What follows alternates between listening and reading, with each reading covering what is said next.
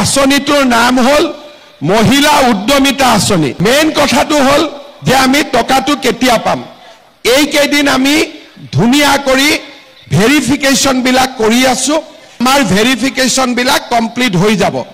Verification complete হোৱাৰ পিছত আমি মহিলাসকল যিসকল ইয়াৰ নিৰ্বাচিত হ'ল তেওঁলোকৰ আমি তালিকাখন দিম।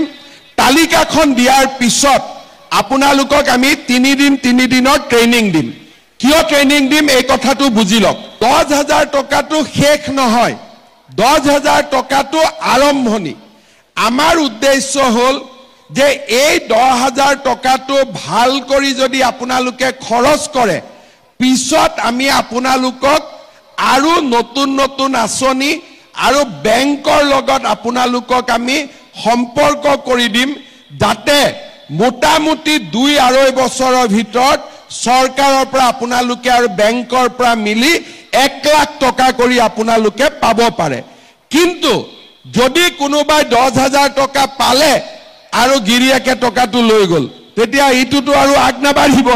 সেইকাৰণে এটা 3 দিনৰ ট্ৰেইনিং কৰি টকাটো আমাৰ আঁচনিখন কি কেনেকৈ আগবাঢ়িব লাগিব আমি বুজাই দিম আৰু তাৰ পিছত এনেকৈ মিটিং পাতি আপোনালোকক মই আহি টকাটো দি দিম। টকাটোতো 100% পাবই, খালি অকণমান অপেক্ষা কৰক, অপেক্ষাৰ ফলটো মিঠা হয়, হয় নে নহয়? কামটো চলি আছে, একেবাৰে টেনশ্যন নল'ব। 10,000 টকা আপোনালোকে 100% পাবই, কিন্তু 10,000তকৈ আৰু কেনেকৈ বেছি পায় মই সেইটোহে চিন্তা কৰি আছো যাতে আগত গৈ আমি আৰু বেছিকৈ আপোনালোকক সহায় কৰিব পাৰোঁ।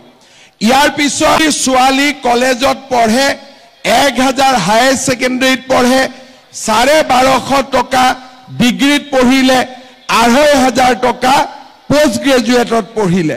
সেই আঁচনিও মই যেনেকৈ কথা দিছিলোঁ আজিকালি বেংকত 10 তাৰিখে আমাৰ ছোৱালীসকলেও এই আঁচনি পায়।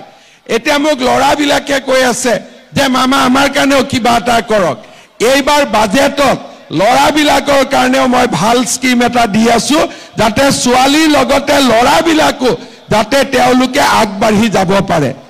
অৰ্থাৎ আমি অসমখনক সুন্দৰ কৰি আগুৱাই লৈ যাবৰ বাবে চেষ্টা কৰিছো। আপোনালোকে চিন্তা কৰক আগতে কোন চৰকাৰৰ দিনত আমি অৰুণোদয় পাইছিলোঁ, কোন চৰকাৰৰ দিনত আত্মসহায়ক গোটে উৎসাহ পাইছিলে, কোন চৰকাৰৰ দিনত নিযুত মইনা আঁচনি হৈছিলে, কোন চৰকাৰৰ দিনত আগতে দালি আৰু চেনিও ৰেচন কাৰ্ডত দিয়াৰ কথা হৈছিলে, কোন চৰকাৰৰ দিনত এনেকৈ মাইক্ৰ' ফাইনেন্সৰ লোন ৰেহাই পাইছিলে আৰু কোন চৰকাৰৰ দিনত আপোনালোকে আজি 16 লাখ মহিলা ঋণৰ পৰা মুক্ত হ'ব পাৰিছিলে বা কোন চৰকাৰৰ দিনত এনেকৈ লখিমপুৰ ধেমাজি অসমৰ আটাইতকৈ পিছপৰা অঞ্চলটোত কোন চৰকাৰৰ দিনত পোহৰ আহিলে এই গোটেই কথাবিলাক আপোনালোকে নিশ্চয় চিন্তা কৰিব। আপোনালোকৰ মনত ৰাখিব যে কংগ্ৰেছৰ দিনত অৰুণোদয়ো নাছিলে, মাইক্ৰ' ফাইনেন্সৰ লোন ৰেহাইও নাছিলে, আত্মসহায়ক গোটৰ আঁচনিও নাছিলে, আমাৰ মহিলাসকলক ৰেচন কাৰ্ডো দিয়া নাছিলে, অৰ্থাৎ আমাৰ কলেজত বিনামূলীয়া এডমিশ্যন নাছিলে, নিযুত মইনা নাছিলে।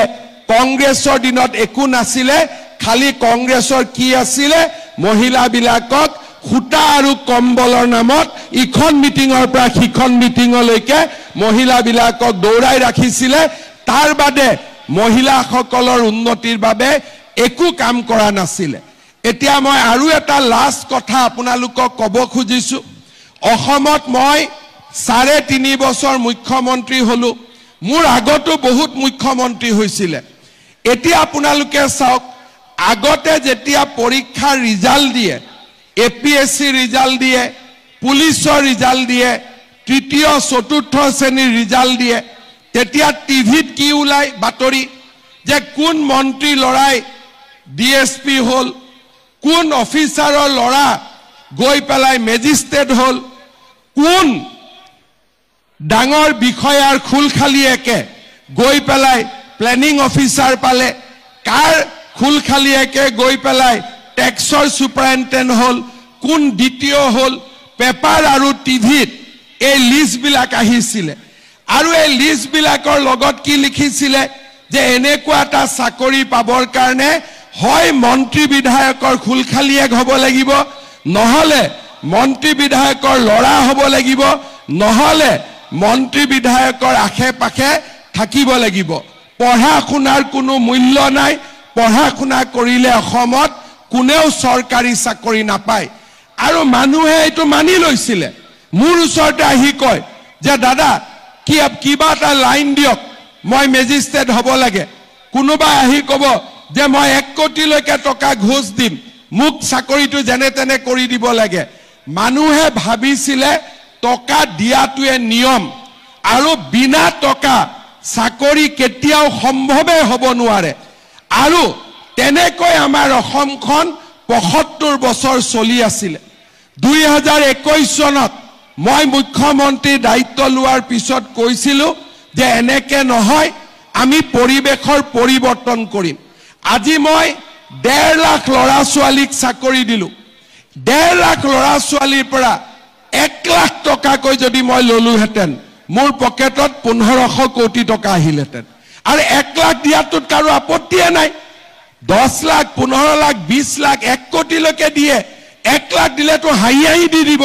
আজিয়ে যদি মই ইয়াত কওঁ যে আপোনালোকৰ ল'ৰাক মই চাকৰি দিম, 1 লাখ টকা মোক গধূলিৰ ভিতৰত দিয়ক, চবেইতো গধূলিৰ ভিতৰতে লৈ আহিব। 1 লাখ টকা যদি মই ললোহেঁতেন, 1500 কোটি টকা মোৰ ঘৰত গ'লহেঁতেন। কংগ্ৰেছ দলে কয় যে মই দুৰ্নীতি কৰোঁ। আৰে দুৰ্নীতি যদি কৰিলোহেঁতেন 1500 কোটি টকাটো মোৰে পকেটত আহিলহেঁতেন। আজি আপোনালোকে চাওক, পৰীক্ষাৰ ৰিজাল্ট দিলে এতিয়া টিভিত কি ওলাই, কোন মন্ত্ৰীৰ খুলখালিয়াক তাৰ নাম নোলায়, কোন অফিচাৰৰ খুলখালিয়াক তাৰ নাম নোলায়। ৰিজাল্ট দিলে ওলাই যে ই অমুক গাঁৱৰ তৰকাৰী বেপাৰী ছোৱালী, ই অমুক গাঁৱৰ খেতিয়কৰ ল'ৰা, ই অমুক গাঁৱৰ ৰিক্সা চালকৰ ল'ৰা, ই অমুক গাঁৱৰ ঠেলা চালকৰ ল'ৰা। মন্ত্ৰীৰ খুলখালিয়াকৰ পৰা অসমখনক আমি তৰকাৰী বেপাৰীৰ ল'ৰালৈকে আমি ৰূপান্তৰ কৰিলো আৰু এইটোৱে হৈছে আমাৰ জীৱনৰ আটাইতকৈ ডাঙৰ সফলতা। ইয়াৰ ফলত কি হৈছে, এতিয়া ল'ৰা ছোৱালীক মাক দেউতাকে কয় যে পঢ়, চাকৰি পাবি। ল'ৰা ছোৱালীয়ে স্কুলত আগতকৈ বেছি যায়। এতিয়া মই যোৱা কালি পৰহি দিনাখন মই এখন মিটিঙত গৈছিলো। ছোৱালীবিলাকে মোক ধৰি ক'লে যে মামা, মই চামুগুৰিত গৈছিলো, ছোৱালীবিলাকে মোক ধৰি পেলাই ক'লে যে মামা আমাক স্কুলত শিক্ষক লাগে। আগতে কোনো চিন্তাই নকৰিছিল। আজিকালি চবেই জানে যে পঢ়া শুনা কৰিলে আমাৰ ল'ৰা ছোৱালীয়ে চাকৰি পাব। ৰাজ্যত আন্দোলন নোহোৱা হৈছে, শিক্ষাৰ পৰিৱেশ নিৰ্মাণ হৈছে আৰু অসমখন এটা ভাল পৰিৱেশলৈকে গৈ আছে। আৰু যিসকল ডেকা ল'ৰাই চাকৰি নাপায় তেওঁলোকৰ কাৰণেও মই ব্যৱস্থা কৰিছো যে তেওঁলোকক চৰকাৰে 2 লাখকৈ টকা দিব। লোৱাৰ কথা বাদ দিয়ক, ওলোটাই 2 লাখকৈ আমি টকা দিম যাতে ল'ৰা ছোৱালীয়ে ব্যৱসায় কৰি খাব পাৰে। আগতে চিন্তা কৰক, চাকৰিৰ নামত টকা লৈছিলে, এতিয়া টকা লোৱাটো বাদে দিয়ক, বিনা পইচাত চাকৰি।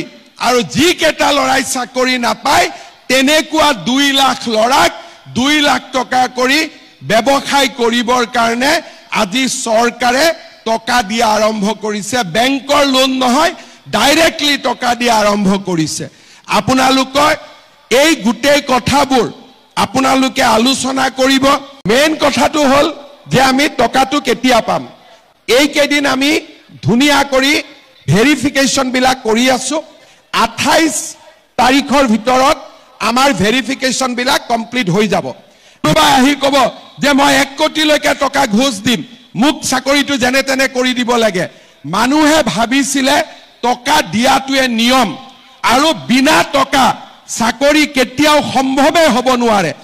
আৰু তেনেকৈ আমাৰ অসমখন ৭৫ বছৰ চলি আছিলে। 2021 চনত মই মুখ্যমন্ত্ৰীৰ দায়িত্ব লোৱাৰ পিছত কৈছিলো যে এনেকে নহয়, আমি পৰিৱেশৰ পৰিৱৰ্তন কৰিম। আজি মই 1.5 লাখ ল'ৰা ছোৱালীক চাকৰি দিলো। দেশৰ মহিলাসকলে মাজে মাজে চিন্তা কৰে যে মুখ্যমন্ত্ৰীয়েতো আত্মসহায়ক গোটৰ 10,000